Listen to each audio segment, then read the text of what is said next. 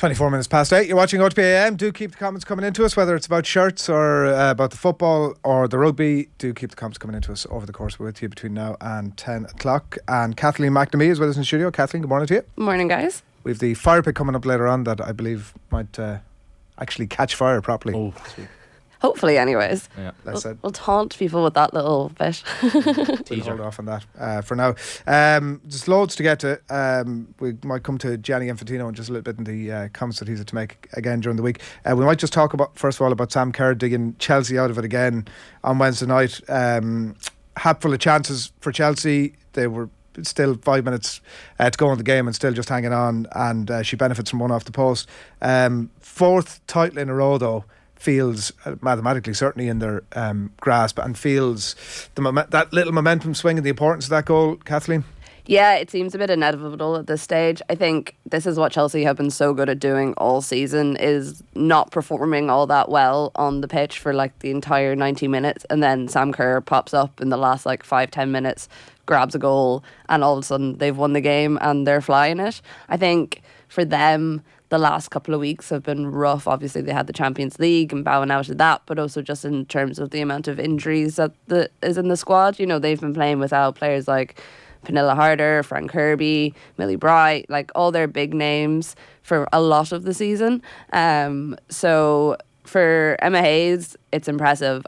I kind of feel, though, she's at the stage where she would probably have given up the WSL title if it meant going that little bit further in the Champions League.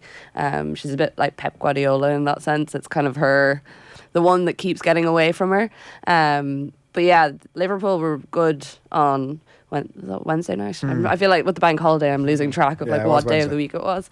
Liverpool were good. Yeah. They've been a frustrating side this season because they obviously have done very well as a team that's just like come up, especially again with the injuries that they've had to players like Leanne Kiernan. Like they haven't really had that one person that's their out and out striker that can actually take the shots for them. But you know, they go into some games and they lose 6-0, and then they go up against a team like Chelsea and they come away with one win and then a very narrow 2-1 loss.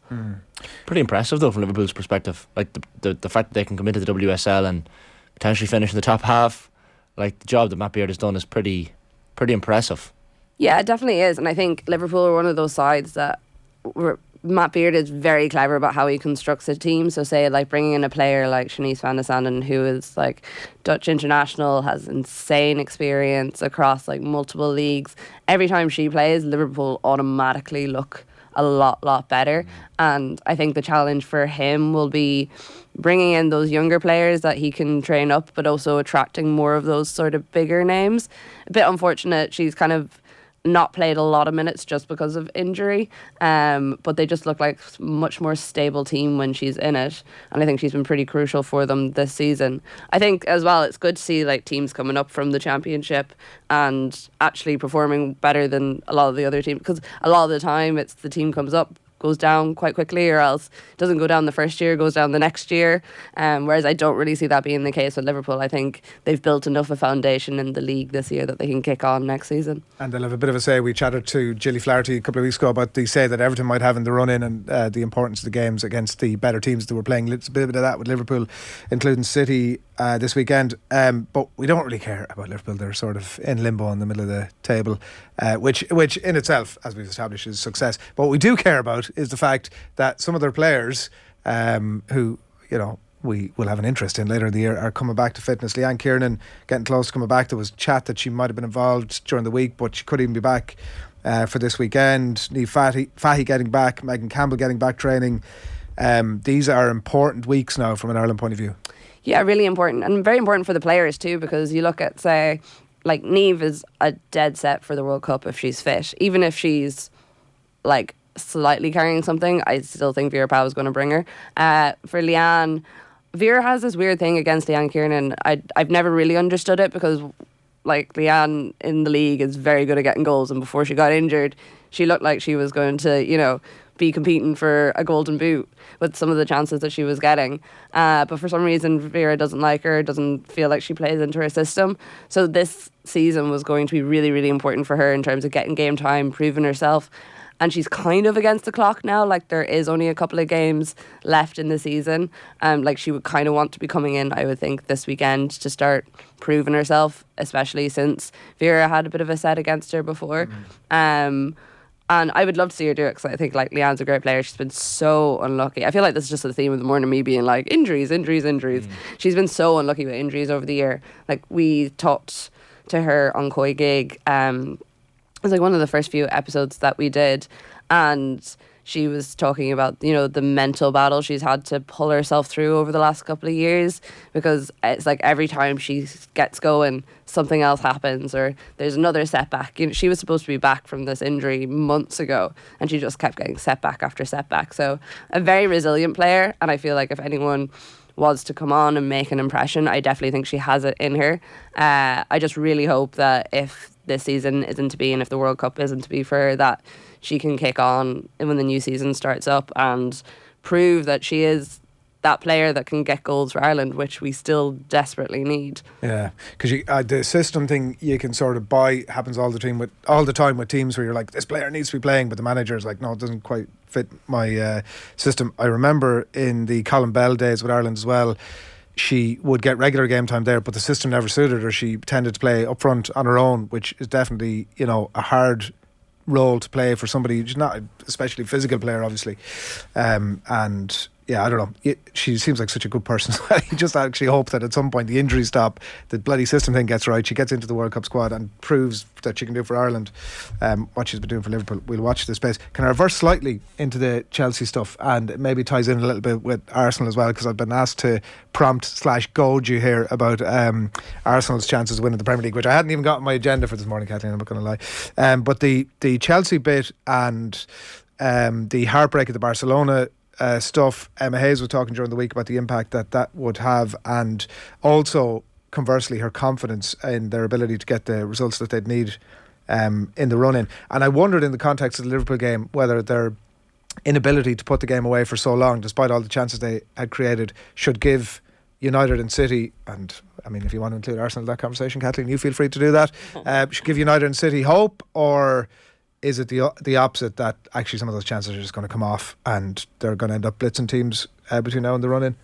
I think the crucial games are going to be the weekend where the two Manchester teams play and the two London teams play. I think that's going to be what actually decides A, the title, and B, the Champions League places. I think Emma Hayes has got this Chelsea team in such a space where, even though they went out of the Champions League and it was disappointing, they actually did put up a performance in the Camp Nou, which is like, no one does that. So like, Emma Hayes is the sort of person that's going to take that and be like, well, we went to the Dragon's Den and okay, we didn't slay them, but we came pretty close to it.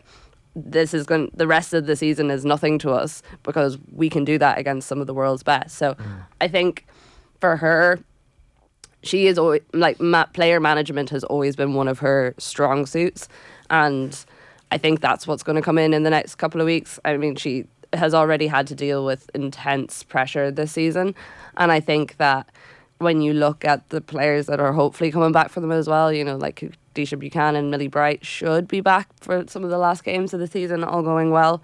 Her injury was she just had her knee cleaned out, so it's not as serious as some of the other ones that we've seen. I think that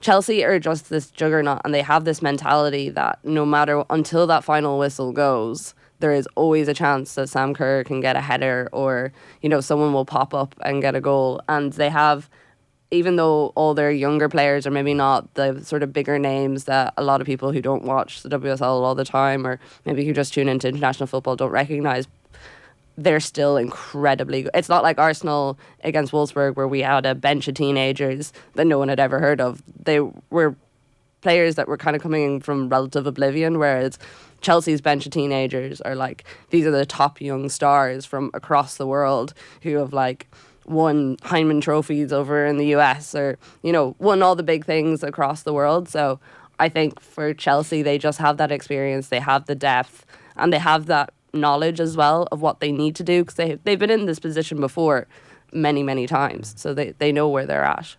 I wonder, is there like you talk about the young players, but obviously their chase of an older head in the last transfer window caught a lot of the headlines. Is that inevitable that McCabe I know it's disappeared off the agenda as a talking point, but like it's the thing that I think about all the time when I watch Katie McCabe or I'm watching Chelsea. How would they be with Katie McCabe in the team? Is it accepted that that's inevitable, that that's going to happen in the summer, or off? I don't think it's accepted as inevitable at all. I mean, that came relatively out of nowhere. Yeah. There was some joking about it around the Irish camp whenever they were over in Marbella and we were chatting to them, and there was just lots of eye rolls from Katie every time it was brought up. It depends. I think like if she wants Champions League football and Arsenal don't get it this season, then maybe a move might be on. But also I think she has an intense loyalty to the club, and I think it would take more than one season out of the Champions League for her to turn her head. I imagine, I kind of feel like for her, not so much it would be playing with Chelsea. It would be more an opportunity to go somewhere else and maybe experience a different league or a different style of football. I would be very surprised if she ended up at Chelsea, to be honest. It's never been an inevitability in my head, and maybe that is just me praying and hoping that my little heart doesn't get broken. She can go anywhere else if she goes to Chelsea. It'll be like Fabregas leaving Arsenal or something. I don't know. But yeah, I think she seems happy where she is, and she has a very important role in that Arsenal and squad. And she's been given the captaincy recently. And yeah, and like the chances, well, if Kim Little hopefully comes back and is fine for the start of the next season, she'll take over the captain's armband again. But like, you know, Katie kind of is the inevitable person in that lineage. So I think for now there's no signs of her moving, but who knows? I mean, a lot of players talk about how incredible Emma Hayes is to work for. So if she decides that's something she wants to experience, then off she may go. I know we don't want to make this the injury slot, Kathleen, at all, but Laura Wainwrighter, I mean, the fourth Arsenal player I think it is to suffer an ACL injury this season. The others being Williamson, Beth Mead and Miedema. This is becoming an epidemic in women's football. Yeah, as Vivian Miedema said on her Instagram post, the ACL Arsenal club is now closed. So no more entries, please. No, it is. And I know it seems, because Arsenal have had 4 in the last 6 months, it seems very intense. But I was actually reading through a couple of things on Twitter, and people were pointing out where, like, Lyon, when they won the Champions League last year, they also had 3 ACLs that had also happened in the previous 12 months or something. So it's not unusual at all. And there's this ongoing thing of, well, what is it Arsenal? Like, is there something going on there? The club is doing an inquest into it at the moment, trying to work out, you know, are they doing something wrong? Are we not utilising the research that is there well enough yet? Or are we still, you know, trying to find the actual root cause of this in the right way? So it needs to be worked out. You look at the list of players that are out, it's insane. Every time, like when Greenwater went down the other day, I automatically knew it was an ACL injury. Like, she was barely touched, the way her knee slipped, and the minute she hit the ground, her arm went into the air, and every time you see that, you're just like, oh, it's another one. So yeah, I think as much as Jen Beatty put it really well, she was like, I don't think my generation of footballers is going to benefit from any of this right now. If anything, these players are the guinea pigs, and it's going to be the next generation, hopefully, that benefit from the fact that there are so many now and so much attention is on it, and people are actually looking at, okay, how do we stop this? The 2 games to keep an eye out for this weekend: United Spurs and City Liverpool. Let's just assume they go with form, and we will discuss that in more detail. And the one thing that I want to ask you about, Kathleen, before we wrap, is just about women's football's greatest advocate.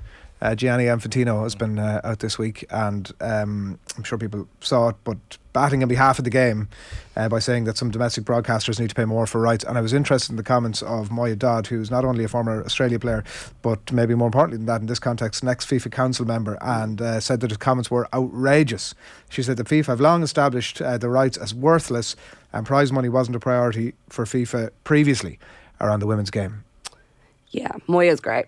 She's such an advocate for women's football in general. And Infantino, I mean, a lot of stuff that Infantino says backfires on him, that we're used to that, but he was trying to make this point of, you know, oh, you guys aren't valuing women's football and you're terrible, and because of that you're not going to get to watch any football. And everyone was like, if you're trying to promote your tournament and get more eyes on it, like 1 billion people watched the last World Cup, why would you do a blackout? It makes absolutely no sense. No sense. And like the amount of money that FIFA roll in, it's not going to make a difference to their pocket how much any of the countries pay for the broadcast rights. And you're like, yes, the product should be valued, but the way he's gone about this just makes absolutely zero sense. FIFA have never cared about women's football. They continue to show they don't care about it every single day with like the prize money for the tournament. You know, he's given off about what people are paying for broadcast rights, and you look at the prize pot for the tournament compared to the men's tournament, and you're like, well, did we not see a little bit of an issue there somewhere, Infantino? So yeah, I don't know, he's a madman in my head, and I saw those comments and I was like, loads of people are going to talk about this, and in a way no one really comes out well of it. Infantino doesn't come out well of it. I don't think the broadcasters look particularly good, that some of them are putting in offers as low as like a couple of million for the rights. You know, I know it's not peak times in Europe, but it's still a World Cup. People are going to watch it.